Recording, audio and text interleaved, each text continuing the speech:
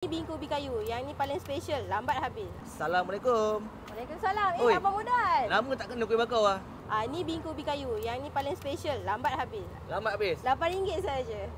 Cara berlauk daging.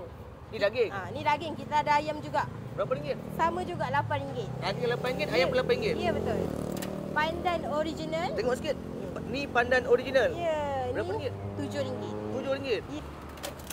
Ni apa ni? Pandan berempah yang ada kayu manis tu. Tapi kali dengan pandan sama ah. Lain, Oh. ada beza. Ni RM7 juga. RM7. Ya, memang kita pakai ubi parut, gula Melaka, garam sikit dengan santan.